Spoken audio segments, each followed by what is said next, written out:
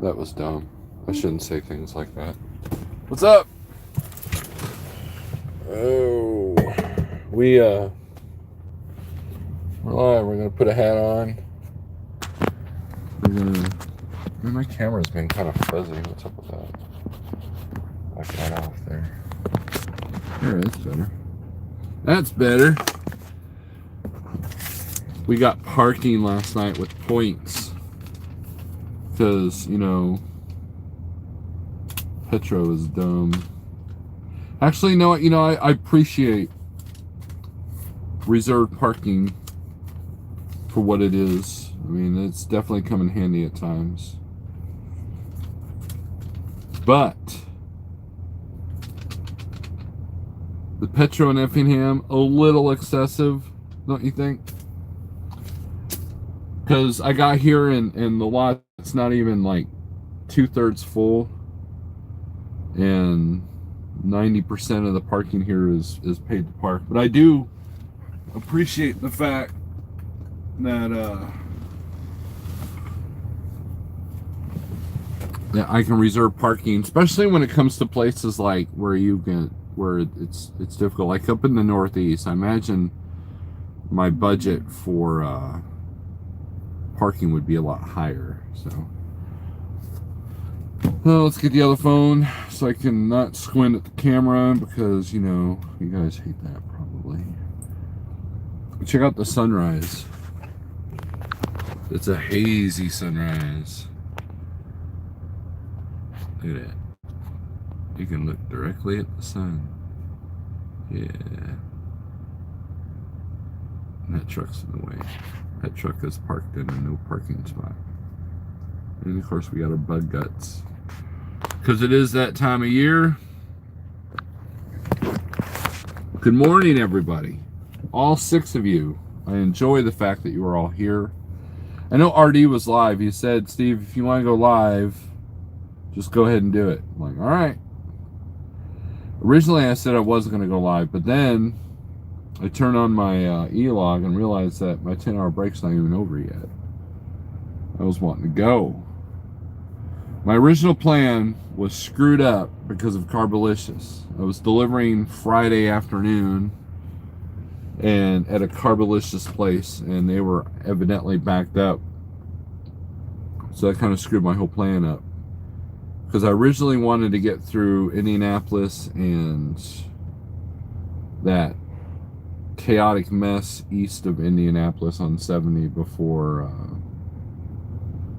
traffic got bad, you know, like kind of ease in on the early, you know, pre-dawn hours. But I'm going to be hitting it right. Well, it's Sunday, so maybe it won't be too bad, but who knows.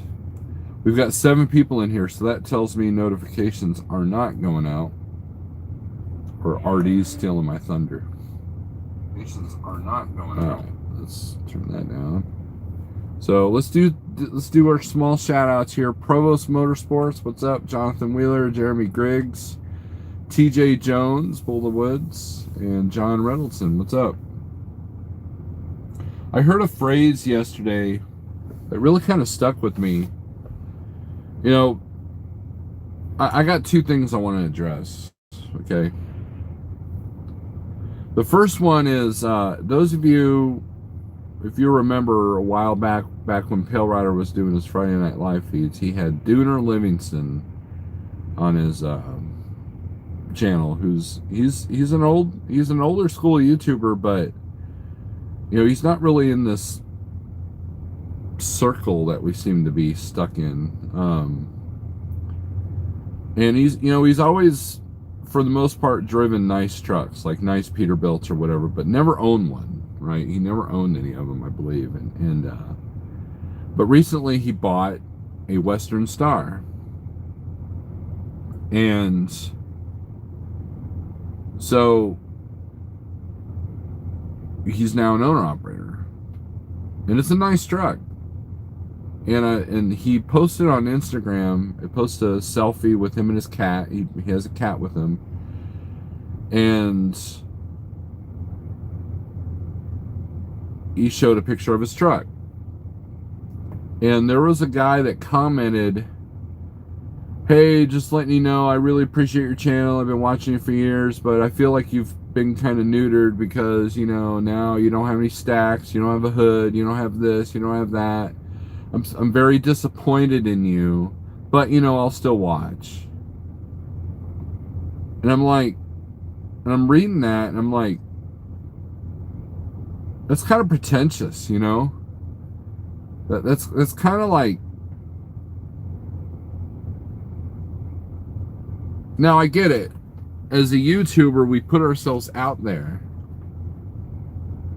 You know, the guy's like, oh, you know, I get it, it's economics, blah blah blah, you know, but I just don't think it's not my cup of tea. And you have to realize that you need to quit living your life through other people. Quit living your life through what you see on the internet. Why does it matter what truck Dooner is driving? You know, just like everybody's obsessed in what Trucker's Coach is doing, everybody's obsessed in what Little Guy's doing. And I get it. That's how they market their channels, right? I get it. That's part of the appeal. But the mentality to follow somebody like that, and you're disappointed in their decisions because you're living vicariously through them, that doesn't make sense to me. I mean, it makes sense because it's human nature. A lot of things that don't seem to make sense, when you look at human nature, like, well, it makes perfect sense. Like God's looking down going, rolling his eyes, because we as humans do dumb stuff. And with the state of the world today, and the state of the country and where we're heading and all the issues that we're dealing with, a YouTuber getting a certain truck really shouldn't be on your list of things that depress you, things that sadden you, things that upset you. Honestly, like if I got a big hooded truck, what would that look like? To, you know, how many people would give me grief over that? How many people would celebrate that? I bet you my channel count would go through the roof if I bought a big hooded truck. And there are some people that might even get a big hooded truck for the channel. Like they want that fame, right? But if you are the kind of person that gets upset about somebody, you know, instead of like, well, I can't believe you bought a truck, like, you know, how about you just like, hey, you know what? You finally entered the owner-operator world. That's good on you, man. I really respect that, because that's something I can't do. Da da da da da. Right? And worry about your own self. You want to change the world, start with yourself. That's Hatebreed talking about that. And to sit there and be like, I'm very disappointed, you know, and sucks that you don't drive a big hood anymore. Yeah, dude, like I said, man, there are so many. Look at your own life.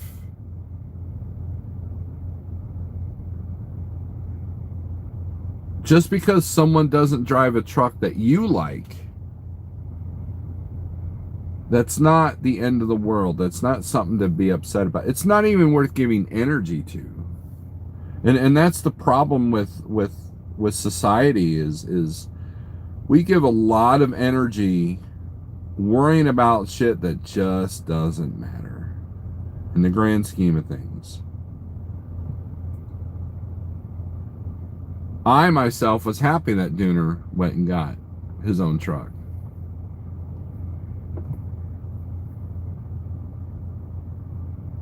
But it didn't meet someone else's standards. So, and you know, and that's the other element. We have to let our opinions be known.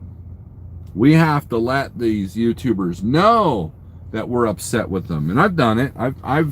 There's a YouTuber like this prepper guy that had some really common sense stuff that completely became what I call a fear merchant, where hey, you know, crap's gonna hit the fan, it's all coming to an end, you know, and if you want to learn how to survive, you need to go to my Patreon because that's the only way I'm making money right now. Oh, by the way, I'm gonna do a YouTube video for you peasants for free and sell my flashlights. You know, and I let that guy know what I thought because I had seen a complete like for example, if I became a salesman all of a sudden, you know, if I became a recruiter for a company all of a sudden, or if I was like, check out this product, check the, you know, and that's all my YouTube was. But if you want to see my live feeds, you have to be a member or join Patreon, you know. Wouldn't that kind of piss you off? I know it would me, and you would want to voice that opinion, right? You would want to voice that opinion. And I get it. That's human nature. We want to voice our opinions. We want to get on our soapbox and go, you know. I spent 20 years screaming in front of a microphone because my voice had to be heard. But as I get older, I realize that a lot of the yelling I did it was wasted energy. And if I would have focused that energy in the right places, I'd probably be a rich man right now.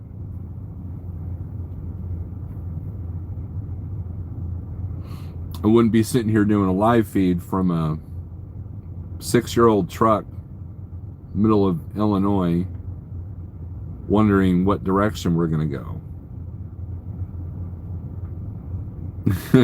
And watching my pathetic $200 Robinhood account dwindle down to nothing because I can't seem to get that right either. But hey, you know what? Life goes on. There are more important things to worry about. And so when you watch your favorite YouTube channels, don't sit there and let your whole life be dictated by what we as YouTubers are doing. You know, in Provost, he's in here. He probably sees that a lot. You know, I'd really appreciate if you didn't do the race car videos because, you know, I live vicariously through you and I enjoy watching you drive a truck. So please don't do racing videos. Did you not read the name of the channel? You know, and it's like, it's that customer's always right mentality. I believe in customer service. I believe that the customer needs to be serviced correctly and efficiently. But if they are out of line, or if their needs or what they're asking for is not realistic, then the customer is not always right. If that guy that criticized Dooner for not buying a hooded truck wants to pay for his fuel, by all means, then he can criticize what kind of truck Dooner drives. You know, one time I was rolling through Ohio, and this driver gets on the CB, and I was at Landstar, you know, and I guess most Landstar drivers drive 90 to nothing, and I wasn't. I was doing my 62 miles an hour, you know, just kind of plugging along. And this dude from this truck company, Premier, goes by me. He's staring at me as he's driving by, right? Like I got a thing sticking out of my head, right? And he gets on the CB and he goes, "Landstar, you okay?"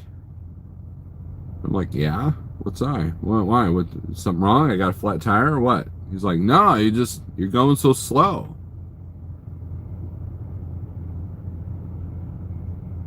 I said, "Well, if you want to sign my paychecks and pay for my fuel, I'd be happy to go whatever speed you want me to." "Well, you don't have to have an attitude about it, you know." And what does he do? He literally was that guy that passed me doing 80 and then got off at the next exit right in front of me, almost cut me off.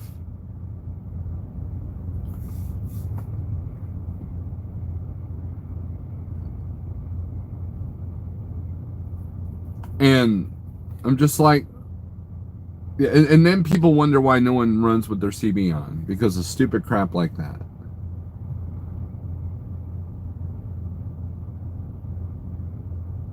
Just like one time I was criticized for doing the speed limit in a one-lane construction zone. It was there in Eufaula, Oklahoma.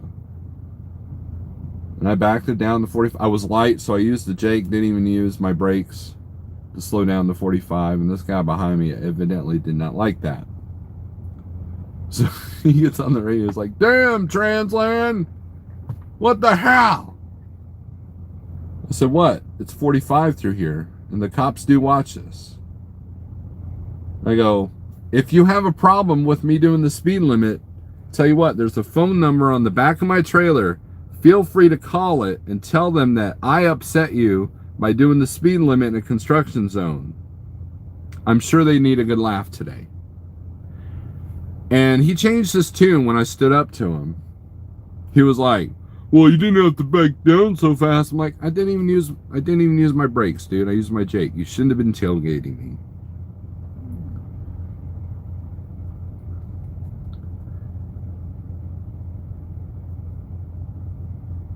The court of public opinion can be a dangerous, dangerous beast. All right, well, let's do some more shout outs. We got RDs in the house. Look, RD, you told me to go live, I did. So, B Feline Maximus, RD sent you, good deal. Eddie Drotar, David Torres. I'm curious what triggered this conversation. You probably missed the beginning, but no, I was watching. I was looking at Instagram because I love wasting my time. And Dooner had made a post and just a picture of his truck. It's a good looking truck. And one of his fans told him how disappointed he was because he didn't drive a big hooded truck anymore. It was very sad. So, John Stroud, what's up? Pale Rider TV. Dooner Livingston, he was interviewed on Pale Rider TV's channel. So I suggest searching Pale Rider and Dooner, and you will see one of the better YouTubers out here. Dooner he curses a lot, so if that offends you, then maybe his channel's not for you. But he's really good at what he does. He's really good. He's a really good YouTuber. So never ask what is the best truck to drive. Thousands of different opinions. And well, look, it's all the same. People I get emails and questions all the time about, "Steve, what do you think of PACCAR?" Because people want to buy a truck right now and their options are limited. So so people are like having like right now, Freightliners are hard to come by, but Peterbilt and Springfield's got plenty of trucks. So I mean, I get a lot of this PACCAR question, and I'm like, and then they watch James Bass, who absolutely destroys PACCAR, even though he never drove one, and which look, I've never driven a Max Force, but I definitely wouldn't own one. But I wouldn't make T-shirts about how dumb they are, but but hey. I understand the resentment towards some of these engines because they can literally make or break you. You can buy a brand new truck and that truck will break you because it just will not work. But when it comes to all the manufacturers, it's all the same. You buy a Volvo, you got to go to a Volvo dealership. You buy a PACCAR product, you got to go to a PACCAR dealership. You buy a Freightliner with Detroit. Oh yeah, you can get warranty work done at any TA, but no offense, TA, but most of the TAs I've been to, tires only, tires and lights have been a challenge.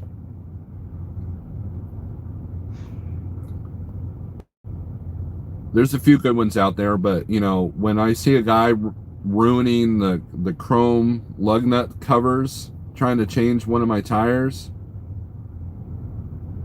because he didn't know that there was a better way to take those off, that's and look, I imagine if you're a mechanic and you want to go work for let's say you went to vocational school and you're just like, I'm a fresh graduate, The last thing you're going to want to do is go to a truck stop.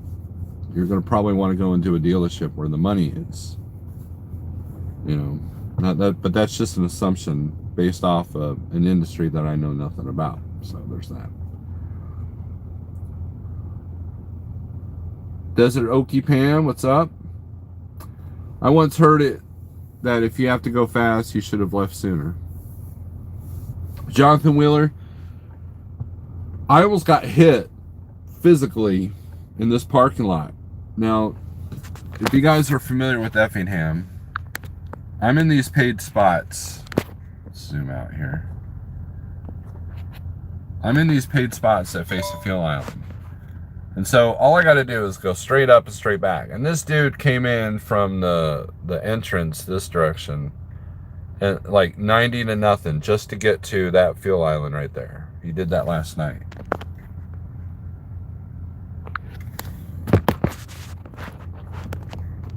And I've been that guy, you know, and this was a hard lesson for me. So I was in the pilot in Muskogee, Oklahoma.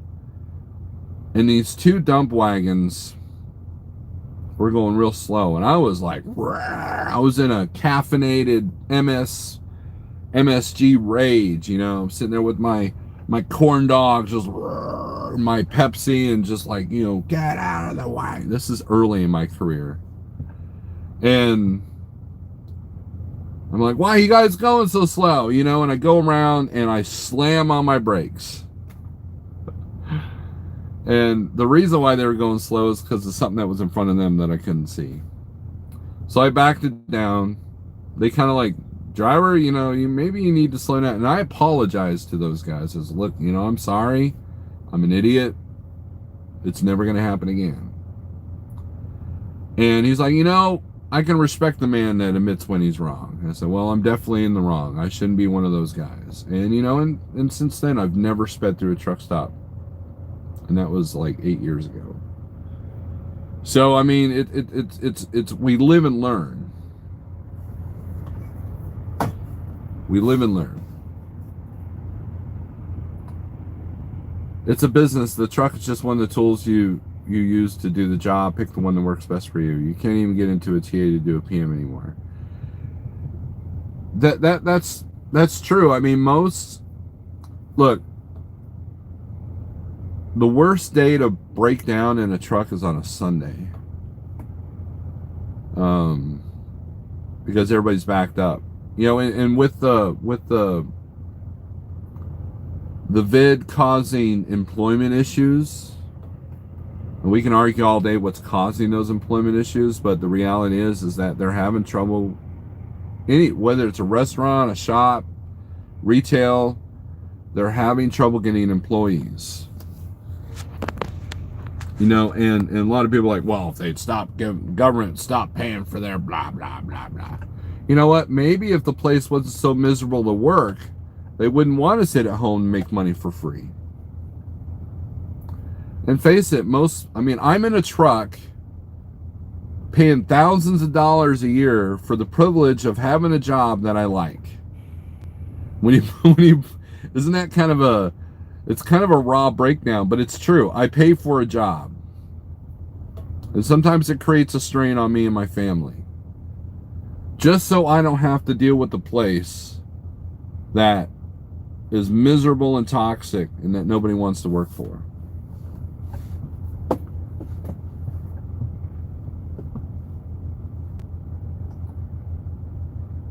Richwood, Kentucky has some good techs. I'm going here today or tomorrow for a PM and DOT. You know, look, there's some good ones out there, for sure. But my faith in them doesn't go, you know, and look, as a PACCAR product, if I get an oil change or filters changed at a non-PACCAR place, first thing that happens when I fire up the truck, ding, the mill light comes on. Why? Because there was fuel pressure change. Well, at the dealer, they could turn that off.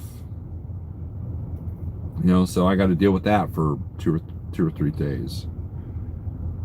You know, which, you know, everybody who's an owner operator that knows when you hear that ding, And you look down, you're like, ah, boy.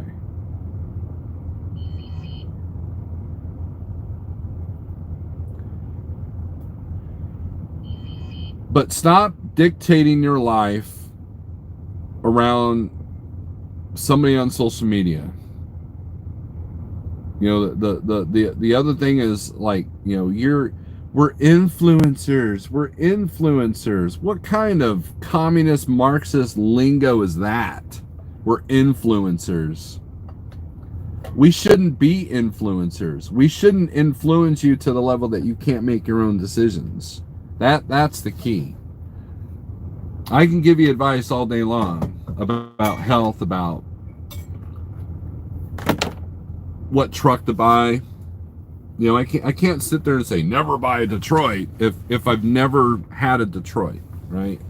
I can't sit there and tell you a business model is wrong when I've never even owned a business, right? That's like a company driver getting up here. I'm going to compare being an owner or operator for Landstar versus Snyder, but yet I'm a company driver and I've never owned a truck. But if I had to make a truck payment, I would do this, you know, and I've actually seen that. I've actually seen a person go, well, you know, I'm going to give you my opinion about being an owner operator, even though I don't own a truck and never will. But I'm going to tell you how you should do it.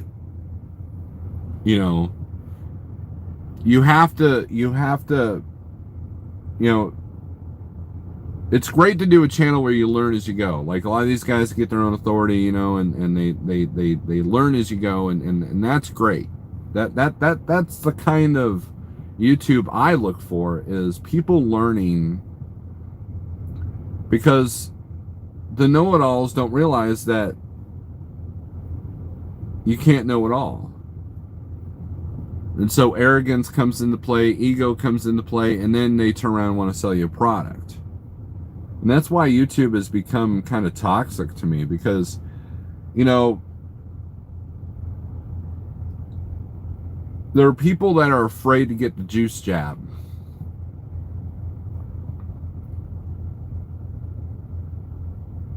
And there are people that will get mad if you don't get the juice jab. And what you realize is there's no real, reliable information on what you really need to know. So how can you make an educated decision? You know, so most of us make this decision off of dependency and fear.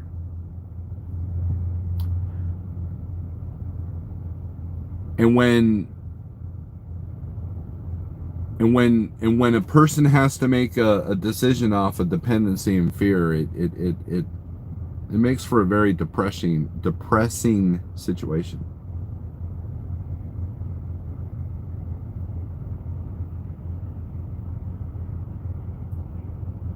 We scare people to stay home, then we supplemented their income. We're dealing with this repercussions of it now.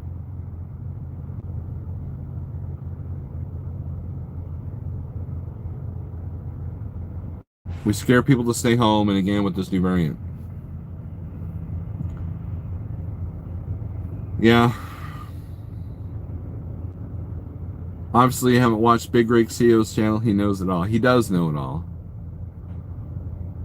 Learning every day. And that's what I try to do. You know, I was telling my wife last night, I said, you know, I've kind of, you know, it seemed like for a while I was always on the phone.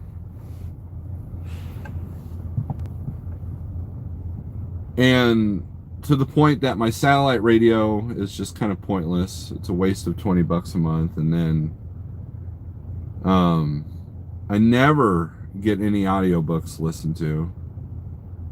I never get any music listened to. You know, and as a Metalhead musician, you know, I need to have some music time, right? But then here lately, since I've come back from my trip to New York, I've been kind of driving in silence for quite a bit, just trying to clear my head, just trying to get a grasp on what's going on around me. I'm, like the first day I was back, I drove for like 4 hours before I even turned up, you know, had a phone call or anything. And of course, I get a phone call, and then shortly after, I blew the radiator hose, and all hell broke loose. But I find myself just kind of trying to clear my head, and there's so much digital noise out there, just so much digital noise, and everybody's trying to sell you something, and they're selling things based off of fear. I mean, don't believe me? Look at the tool industry. You tell me that things aren't being sold out of fear.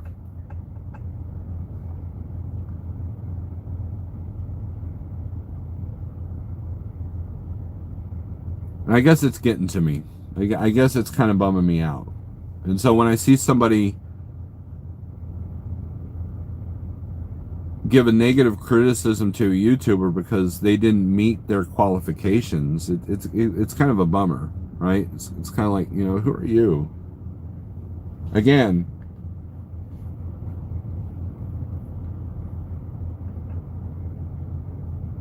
I don't know. So, anyways,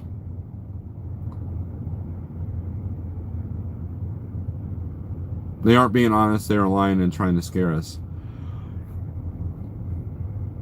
And it's working. It's working, RD.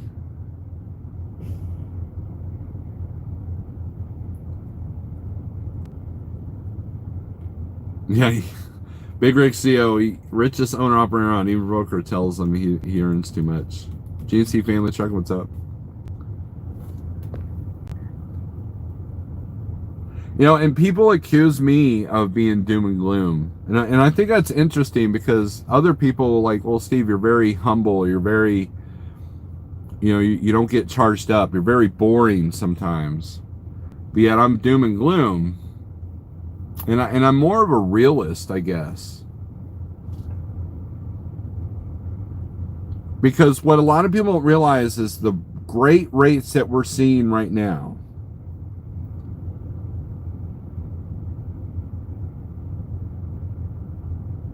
And trucking business is able to capitalize on this scenario is that scenario is not coming from a place of prosperity. Our success is coming from a place of desperation, not because they're spreading the wealth. And when money is made off of desperation instead of prosperity, it leads to dark places. That's like a law of nature.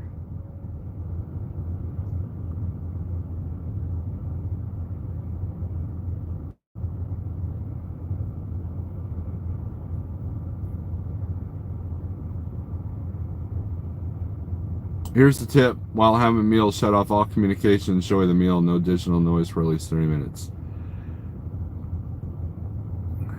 Yeah. That's true.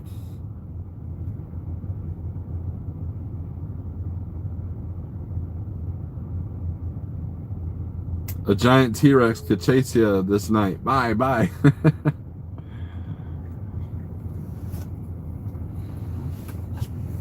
At the end of the day, you really don't have any control over anything. I've said this to exhaustion, that the only thing you control is your reaction to things. RD was Mr. Doom and Gloom this morning during his live stream. And, and a lot of the things that he was talking about, there was a guy from the KGB that was interviewed in 1984. He defected here in the 70s. And everything he said, everything he predicted, everything that he was trying to warn about is happening. So it's not like this is a new development in the last 5 years. There's an illusion out there. Just like there's this illusion that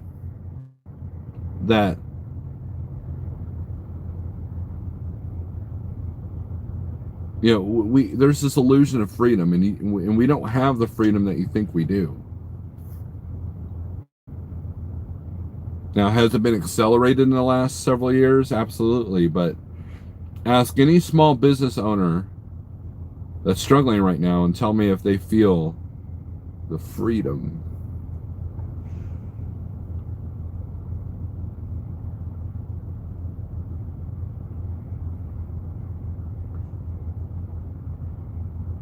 And you look at, like, what are some of the topics that YouTubers talk about in the trucking space? Well, we talk about autonomous trucks. We talk about electric trucks. We talk about the insurance changes that might be happening. We talk about the AB5 thing.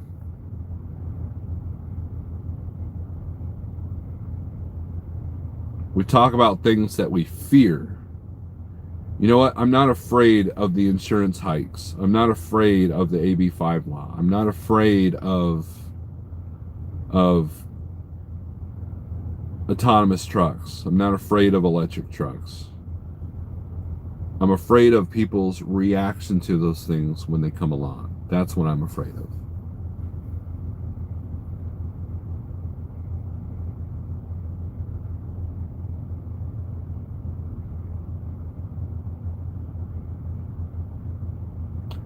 And that's what everybody should be focused on. Is how are you going to react when everybody else is losing their shit? That's you know that's the key. You know, I got a text this morning from some YouTube drama, trivial bullshit. It doesn't matter. It's all digital noise. There are bigger problems in your life, in our lives, that you should be focused on. You know, and my buddy Provost is in here. He's always said, Steve, you got to stay focused, because he knows I have trouble getting focused.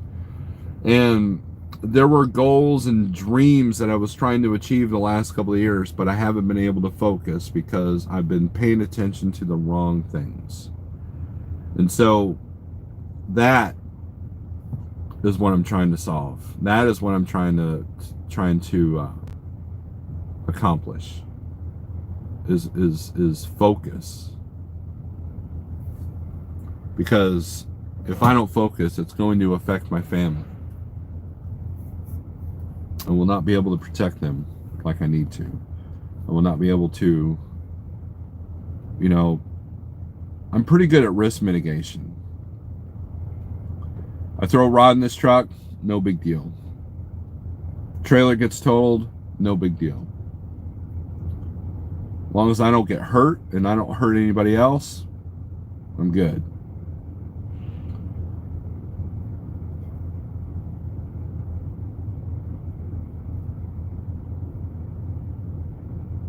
Don't be afraid or waste time thinking about problems you don't have. And that's I know what conversation Big Rick Shea was talking about.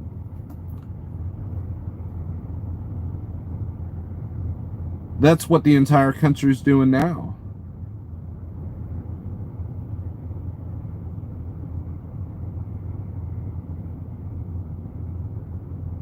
Instead of focusing on problems that we don't have, instead of focusing on what's in front of you, we're focused on problems that we don't have yet. And that's kind of the curse of society in general, human nature.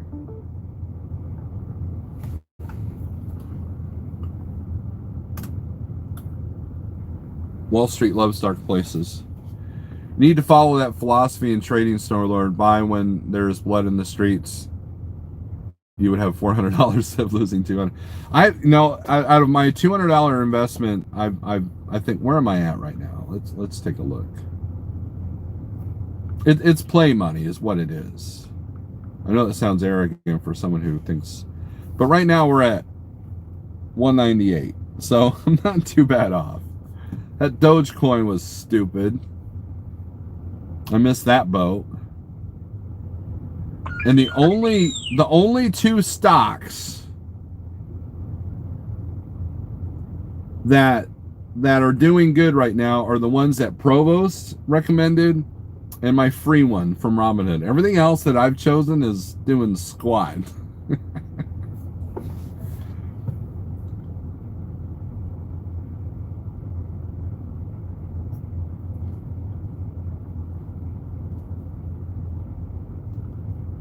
And to the person that just texted me, I don't mean any offense, but really, it's all a game. Okay, it's all a game. Don't play it. Do what you need to do. Keep your nose forward, and worry about what's in front of your hood there. That's it. Sometimes we feel the need to defend ourselves, and I get that. But I find that if I don't put myself in a position where I have to defend myself, that helps too. But you know, I don't mean any offense to the person that just texted me, but there are bigger fish that you should be trying to catch. And this world isn't worth it. This little tiny world that's causing all your grief is not worth it.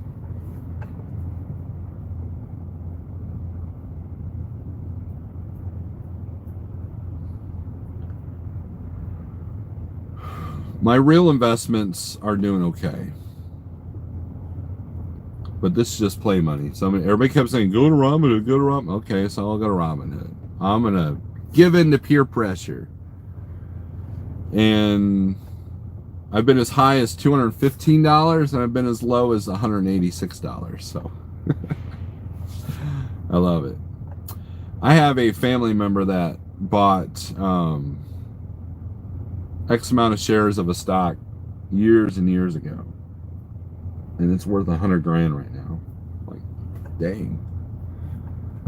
Again, I was focused on all the wrong things 20 years ago. This family member wasn't.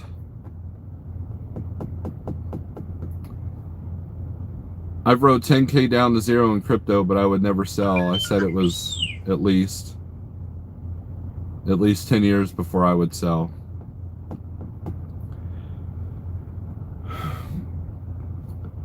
When it comes to crypto, here's my issue with crypto, okay? Everybody gets on the bandwagon and buys, right? And so now what happens? It goes up and up.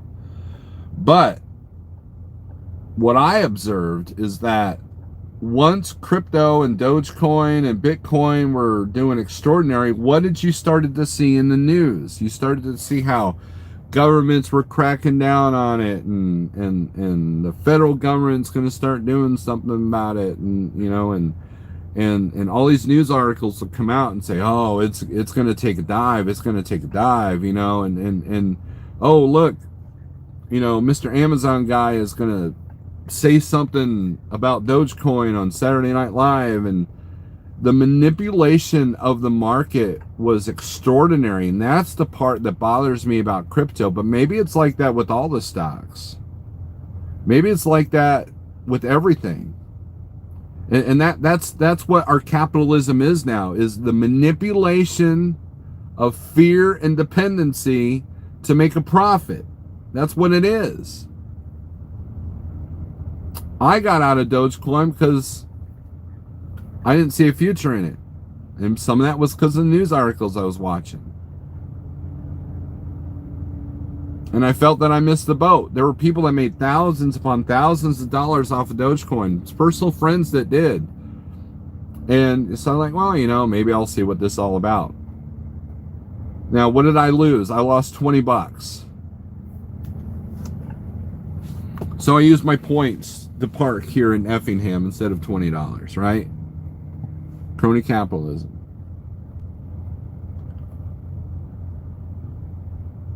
I've always had the curse of being too late to the party. I've always had the curse of not, you know, as observant as I think that I am, I'm not observant quick enough.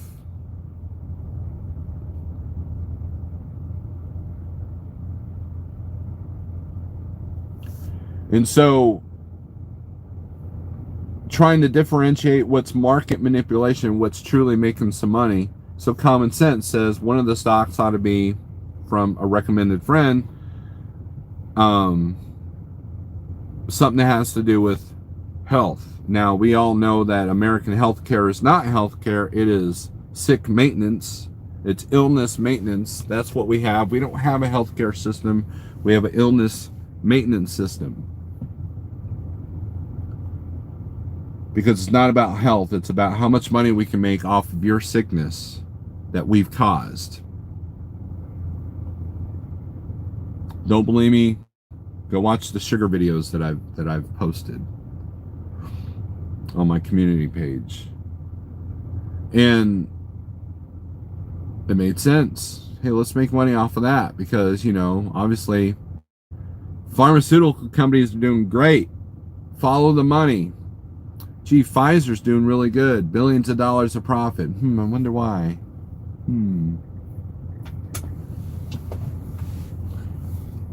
That's the kind of observation I make. Can I do anything about it? No. Because by the time I buy into Pfizer, guess what? It's gone, right? It's a done deal. I've missed the party yet again. Another guy earned $20. Yes, Haggy. Absolutely. Dutch, understanding crypto is, I still don't have my head wrapped around it, but there's a channel called From What I've Learned. He does a lot of health carnivore stuff, but he did one about crypto. And it was probably the best description of what crypto is that I've seen yet.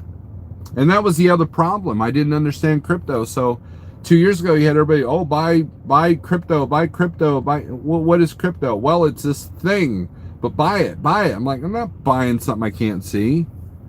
Well, I've become a millionaire because of it. I'm like, because I couldn't wrap my head around it. If I understood it, and I tend not to put a lot of weight in something I don't understand. Well, I say that, but I buy a truck and I don't understand how it works. I'm not a mechanic or nothing. But, and then you see what happens to like GameStop and AMC. And again, it's market manipulation. And guess what? I don't have the brains to do market manipulation. Millionaire on paper, maybe. Isn't that all of our money though? Isn't it all on just a digital number on your ATM receipt?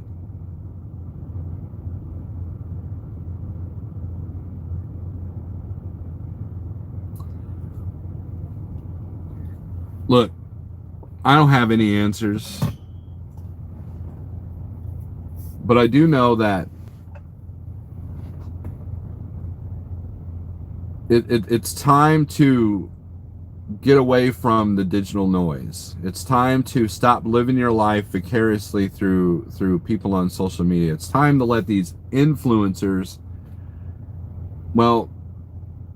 stop following the wrong influencers. And when you have influencers criticizing other influencers, and then there's a war over influencers and everybody's ego's hurt, step away from the whole thing. Because essentially that's what it is.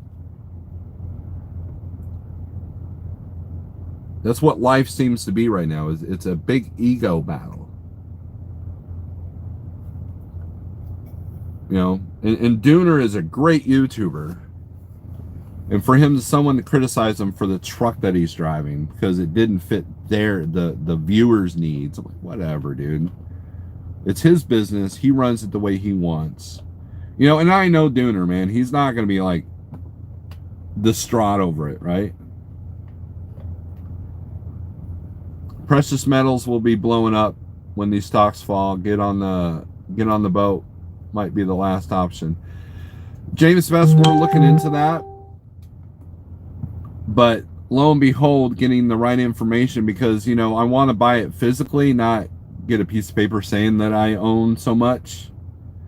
But it goes back to your paper statement. So finding a physical place to buy that has been a challenge. So, but I definitely agree with you on that.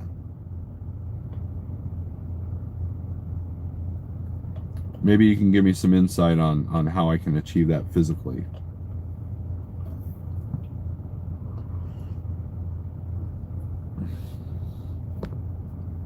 This coffee's still hot. I love these cups.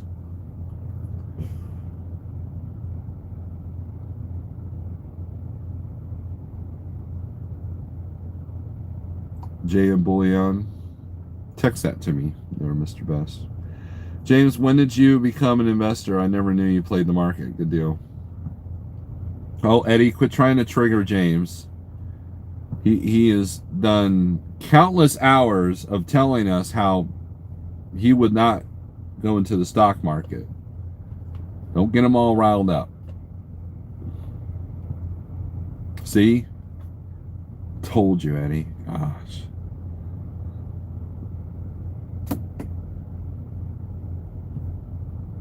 Just get stocks in gold or silver mines. Don't keep gold or silver at home.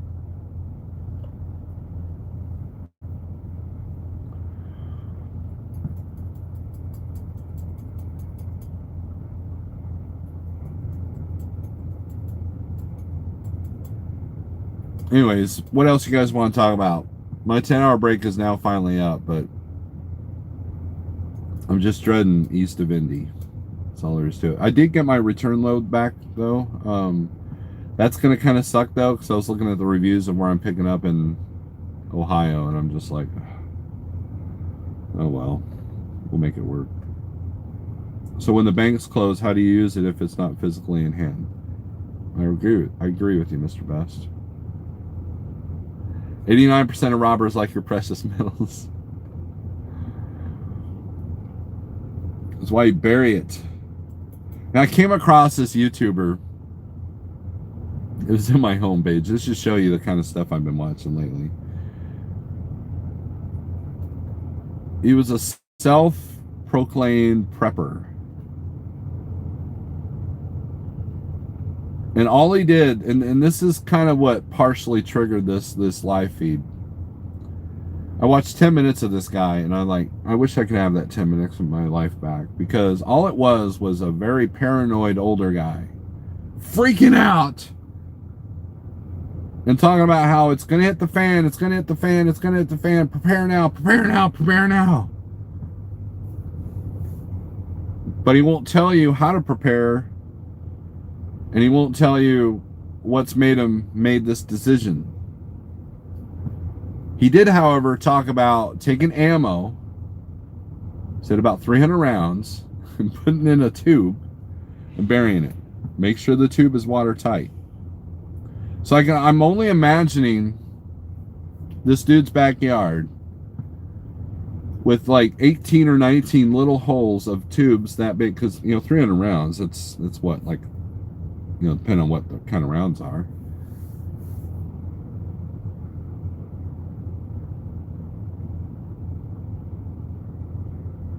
What happens to the ground when it rains? It gets saturated. It goes from moist to dry. That's the worst thing you can do to your ammo. And when I see something like that, I see someone who's afraid. And and there are some valid fears out here, trust me.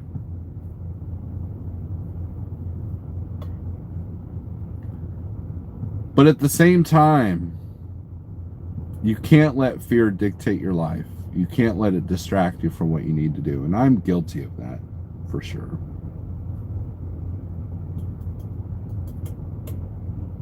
No, but you can use it for trade there, Haggy.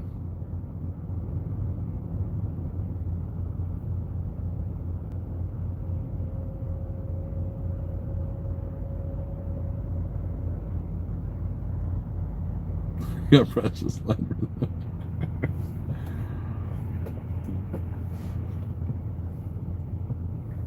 Ronnie James, what's up?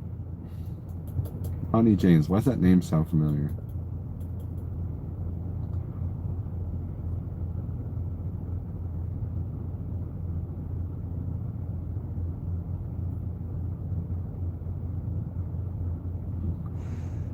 The neighbors will chew on it. Look, 20 years ago, I read this article from a person that was in the Bosnian conflict. Remember that?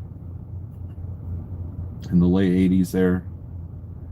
Or no, it was the late 90s, I think it was the Bosnian conflict. And he was talking about, people think of food and water as far as supplies, right? These are the things that that you need to have on hand. That is true. But you got to think of the things that most people don't think about. So things that turn into currency in a war situation is ammo, lighters, toilet paper, medical supplies, rubbing alcohol, hydrogen peroxide,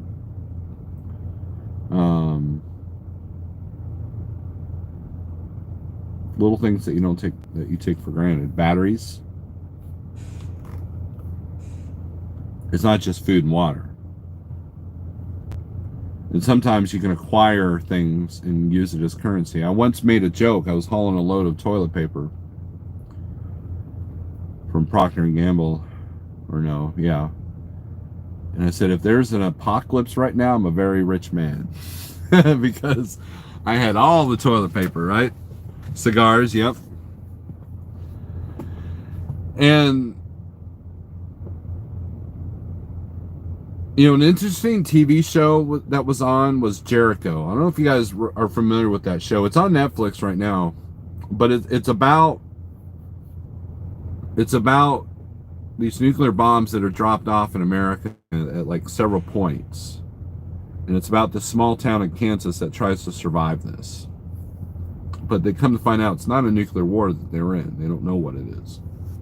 And it's interesting that, they created like a barter town, that was a central place for news, and a central place to trade. And, but those of you who don't know what Bartertown is, go look at Mad Max 3. But that's essentially what happens. That's how it is in third world countries. Currency is a fairly new concept. When it comes right down to it, I'll trade you these 3 chickens for that, that tool that I need to get the garden tilled, that kind of stuff. Coffee, yes, coffee. I guarantee you that if I feel like crap's gonna hit the fan, I'm gonna be a coffee hoarder. I'm gonna have enough for me and enough as currency, because I know that people like Pale Rider will go miles to get my coffee. I'll be a rich man. Yeah, and then Eli, and I agree. It was good, and it sucks it had the kind of end, because it would have been interesting to see how season 3 would have played out, but there were some things that they lingered on a little bit too much, a little bit too mysterious, and then all of a sudden it seemed like, oh crap, we've only got 1 season left and we got to wrap this all up.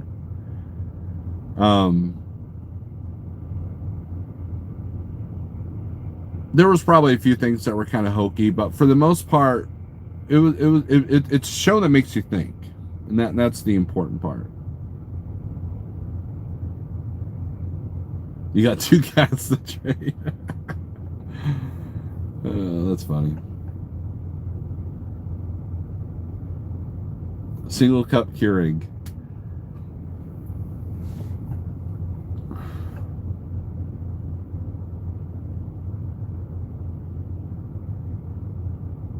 Keurigs are funny to me.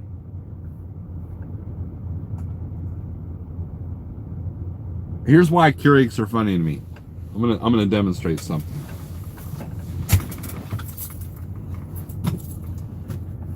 Here is my coffee. Well, no, it's plugged in. I can't. It's a small coffee mug. About that, right? This is why Keurig is pointless to me. This right here is enough coffee that if I got this in Keurig form, it would probably take up this entire seat. It would take up this entire shelf here.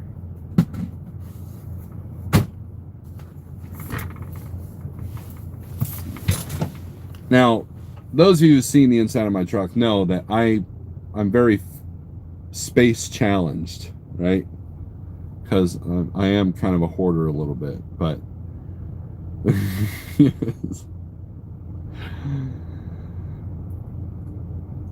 when we moved my mom, she had a bunch of Keurig cups of like teas and cocoa and all that, and we literally just trashed it all. It took up so much room. So much room. Meanwhile, the best coffee is not in Keurigs, in my opinion. But hey, you know what? I'm not going to judge you, Eddie. I know other people enjoy Keurig. My mom has a Keurig.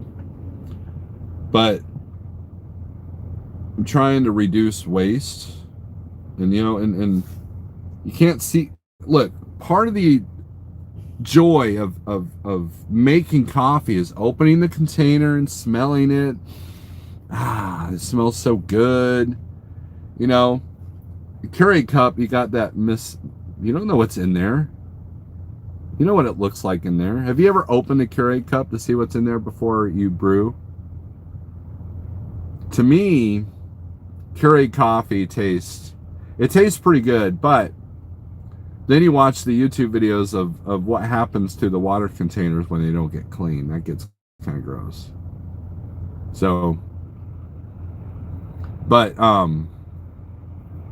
I like the joy of opening the canister and smelling the coffee or the bag, you know, and smelling it and putting the grounds in, you know, as inefficient as that might seem.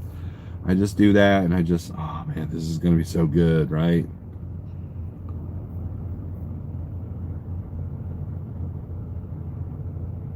And I was just at Walmart yesterday and I forgot to buy more coffee. That was only half full. It's only half full. You know you like coffee when you go, I only got half a thing. Right? You're judging, Eddie? I don't drink a literal cup at a time.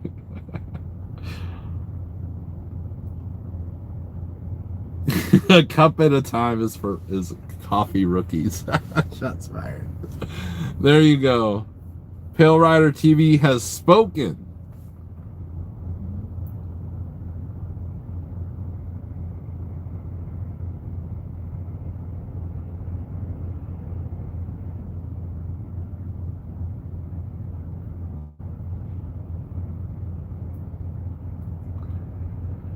We buy all these coffee at home. I tell you what, I've turned into a coffee snob, but all these coffees really not that bad. Look, even the generic coffees have been kind of gotten better. So don't care about the waste as long as it's magnetic or it can burn.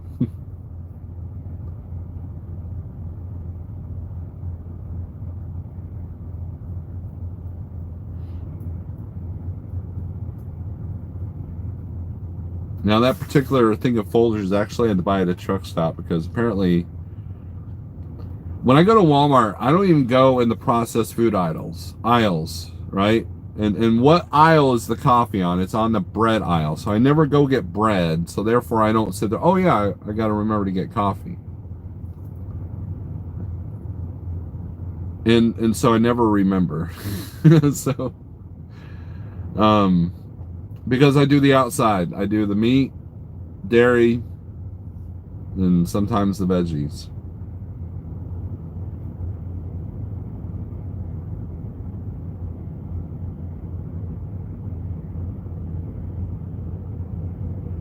You keep it in check, you can spend a lot of loot. Yeah, I definitely identify with that.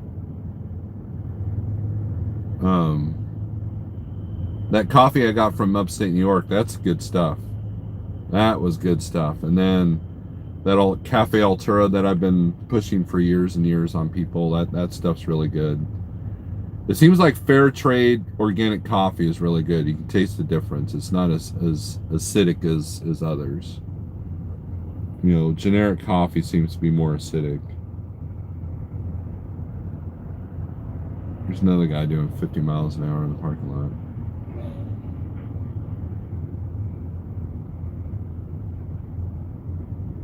But Aldi's instant coffee is great.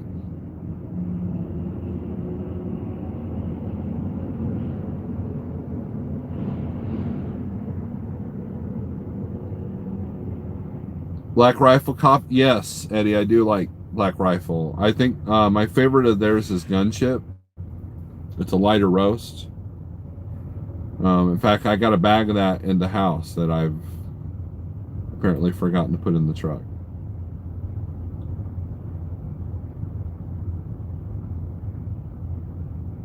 But anyways, guys, I think I'm going to get off here. I got to go to work, and we're at an hour. I don't like going over an hour. I'm not James Best.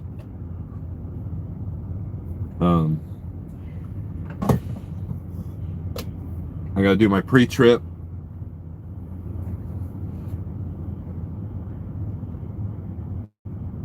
Comes in cups.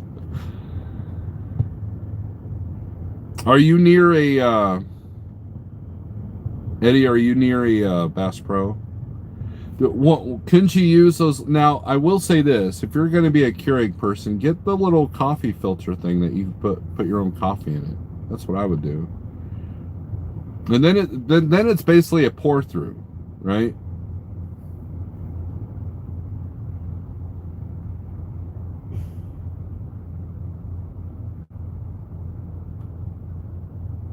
K-cups. He's like, I drink Black Rifle coffee. It's in my little K-cup. Eddie, I love you. I'm just giving you grief. I do like hauling K-cups because they usually pay pretty good.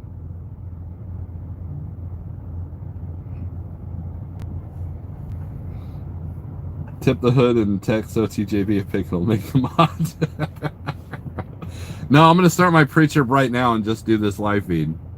That'll really annoy him.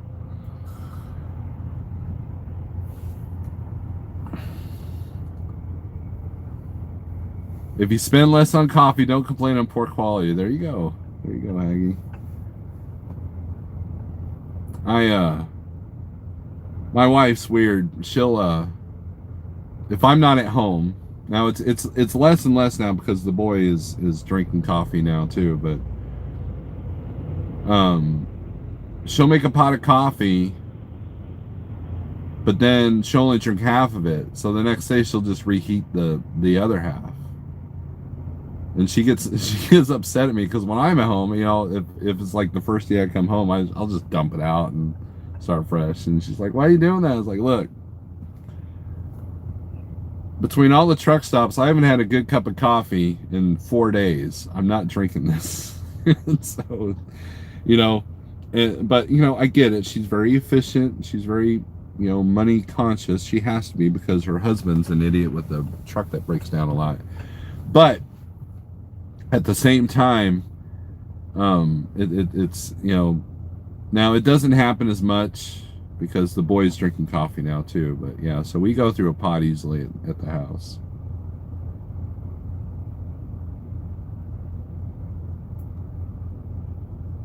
Truth About Trucking, good morning. A K-cup has a real filter in it. The little adapter doesn't. Yeah, I guess that makes sense.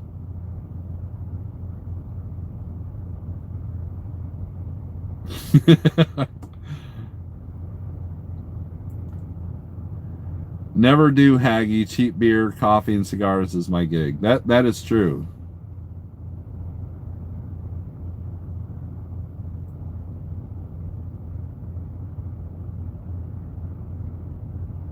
I do the same thing or use it for iced coffee. Now that's an idea right there, is for the iced coffee, but is that true, James? Coffee loses all caffeine in a few hours? Life is too short to drink old coffee. Absolutely. Usually if I come home and I've gotten some really good stuff, we don't waste that. It's gone.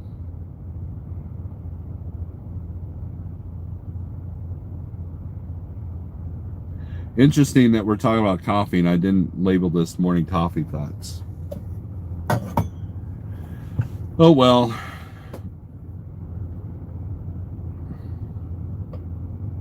Grafton, what's up? But anyways, guys, thanks for watching. Cheers to you. Have a safe day. Don't let all the digital distractions upset you. If a YouTuber is doing something that you don't agree with, then, you know, you don't like the truck that they're driving, or if you don't like how they're doing whatever, then, you know, just you know, don't let it deteriorate your happiness. I do know that, James Best. Lighter roast does have more caffeine. Where's my little adapter? I need a cup of coffee. That just doesn't sound right. Man, there's a lot of things right now that don't sound right at all. Peace.